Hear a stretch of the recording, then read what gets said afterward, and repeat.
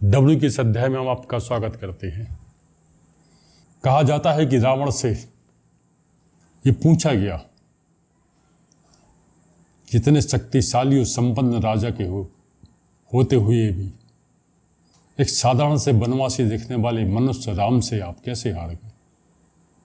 रावण का कहना था क्योंकि राम के साथ उनका भाई था, मेरे साथ मेरा भाई नहीं था। इसलिए आमतौर पर कहा जाता है कि जिन परिवारों में घरों में एकता होती है, शांति प्रेम का वातावरण होता है, समृद्धि वहीं आकर ठहरती है, सफलता उन्हीं परिवारों में जाती है और लक्ष्मी का निवास वहाँ होता है। समाजवादी पार्टी के राष्ट्रीय अध्यक्ष अखिलेश यादव ने सफलता के नए कीर्तिमान गढ़े हैं और ये सब संभव हुआ है उनके घर परिवार की एकता की दम पर।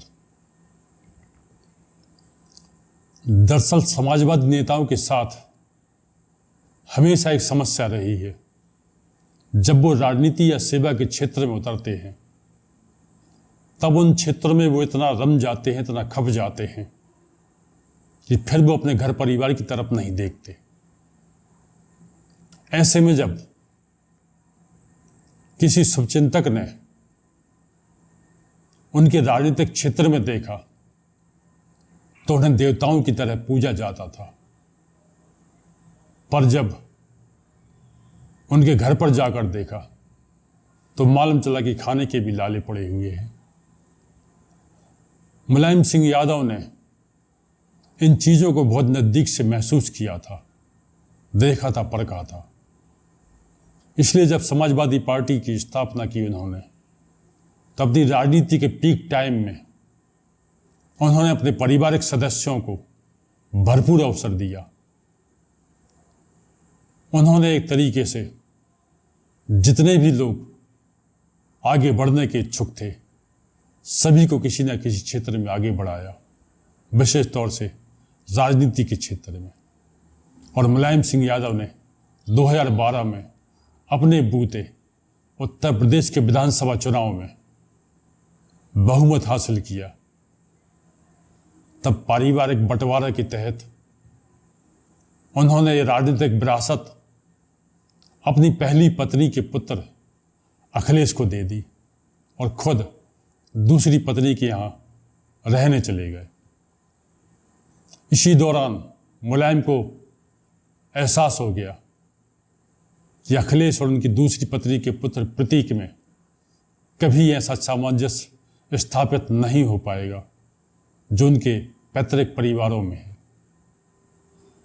इसलिए मुलायम ने प्रतीक की पत्नी अर्पणा को भारतीय जनता पार्टी में ज्वाइन करने की सहमति भी दी और आशीर्वाद भी दिया।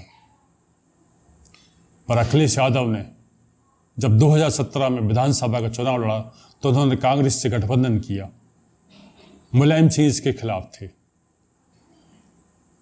और 2019 के चुनाव में अखिलेश ने बहुजन समाज पार्टी से गठबंधन किया। 2022 के विधानसभा चुनाव में अखिलेश के साथ जयंत सिंह थे, ओम प्रकाश राजभर थे, स्वामी प्रसाद मौर्य थे, पल्ली पटेल थी, दारा सिंह चौहान जैसे नेता थे।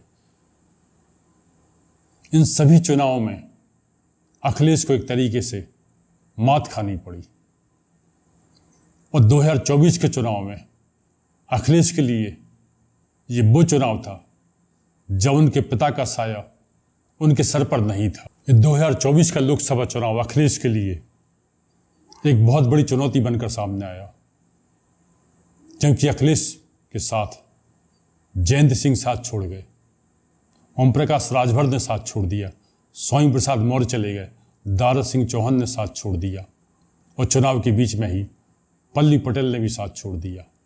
ऐसे में अखिलेश ने कांग्रेस से गठबंधन किया और इस बार का गठबंधन 2017 से अलग साबित हुआ। दरअसल इस बार कांग्रेस और समाजवादी पार्टी के कार्यकर्ता जमीनी स्तर पर साथ जुड़े और अखिलेश ने अपने चचेरे भाई धर्मेंद्र को आजमगढ़ से, अक्षय को फिरोजाबाद से और ख़ास तौर से बदायूं से जब उन्होंने अपने चचेरे भाई आदित्य को टिकट दिया तो उन्होंने अपने चाचा शिवपाल की बरसों पुरानी मुराद पूरी कर दी। दरअसल उनके चाचा शिवपाल को सदा ये मलाल रहा कि उनके भाई के सभी बच्चे राजनीति के किसी न किसी क्षेत्र में सक्रिय हैं, पर उनके बेटे नहीं हैं। अखिलेश ने इस बार अपने चाचा की ये मुराद भी पूरी की और उनके बेटे आदित्य को बदायूं से टिकट दिया। अपनी पत्नी को मैनपुरी से टिकट देने के बाद कन्नौज से उन्होंने अपने भतीजे तेज प्रताप को उतारा, पर बाद में राजनीतिक आवश्यकताओं को देखते हुए उन्होंने तेज प्रताप का टिकट काटा और खुद कन्नौज के चुनाव में उतर गए। इस तरीके से उन्होंने अपने परिवार के 5 यादव लोगों को टिकट दिया। और सबसे बड़ी चुनौती तब आई जब उन्होंने आजम खान से संपर्क किया टिकट के संदर्भ में। आजम खान ने सबसे पहले तो मुरादाबाद से सिटिंग सांसद ST हसन का टिकट कटवाया और अपनी पसंद की रुचि वीरा को टिकट दिलवाया। और दूसरी शर्त आजम ने रखी कि रामपुर से अखिलेश स्वयं ही चुनाव लड़ें। ऐसे में अखिलेश ने मुलायम सिंह के काफ़ी करीबी रहे आजम खान का एक मान तो रखा कि मुरादाबाद में उनके कहे अनुसार टिकट दिया, और रामपुर में आजम खान के खिलाफ वो ऐसा प्रत्याशी लेकर आए कि आजम खान भी चाहकर भी कुछ नहीं बोल सके। उन्होंने मुस्लिम धर्मगुरु दिल्ली के मौलाना नदवी साहब को वहाँ से प्रत्याशी बनाया और समाजवादी पार्टी के विरोध के बावजूद भी ये सभी चुनाव जीत गए। इस तरीके से अखिलेश ने अपने परिवार को सबसे पहले उठाया और फिर अपने मित्रों को। शिवपाल यादव ने कहा भी कि समाजवादी पार्टी परिवारवाद पार्टी नहीं है, ये परिवार के साथ समाज के सभी वर्गों का ध्यान रखती है। अखिलेश यादव देश में तीसरी सबसे बड़ी राजनीतिक पार्टी के रूप में उभरे। भारतीय जनता पार्टी की 240 और कांग्रेस की 99 सीटों के बाद देश में समाजवादी पार्टी की सबसे ज़्यादा सीटें हैं। वो 37 सीट लेकर तीसरे नंबर पर है और अपने इंडी गठबंधन में उनकी स्थिति दूसरे नंबर की है।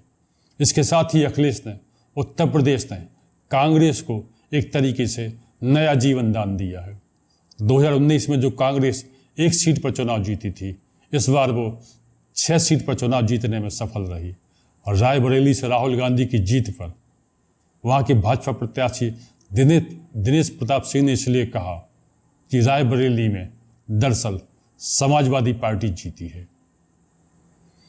इसलिए जीवन का एक मूल सिद्धांत इसमें उभर कर आता है कि पहले घर में मजबूत बने, फिर परिवार को मजबूत करें और उसके बाद समाज की बारी आती है। अखिलेश ने इस संदर्भ में देश में राजनीति का एक नया मापदंड स्थापित किया है और समाजवाद की एक तरीके से एक नई परिभाषा गढ़ी है जो सबको पसंद आ रही है। और अखिलेश का सबसे बड़ा दांव तो अयोध्या फैजाबाद की सीट को माना जा रहा है। दरअसल अयोध्या फैजाबाद की लोकसभा सीट समाजवादी पार्टी ने जीती है। इस तरीके से ये सीट जीतकर समाजवादी पार्टी ने अखिलेश यादव ने भारतीय जनता पार्टी के मनोबल को ही तोड़ दिया है। ऐसे में भारतीय जनता पार्टी का तिल मिलाना स्वाभाविक है, पर अखिलेश की इससे राष्ट्रीय स्तर पर एक छवि बनी है और जो काम अखिलेश के पिता मुलायम जीते जी नहीं कर सके वो इस बार ने अखिलेश ने करके दिखाया है।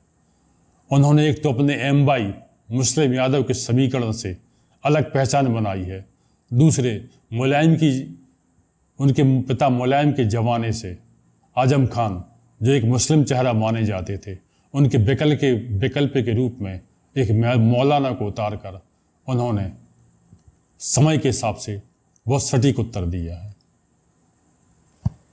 तो आज के लिए इतना ही। आपसे अनुरोध करते हैं कि आप चैनल को सब्सक्राइब करें। हमें आने वाले 6 महीने के अंदर अपने सब्सक्राइबर्स की संख्या को 25,000 तक पहुंचाना है और इसलिए आपके सहयोग की ज़रूरत है।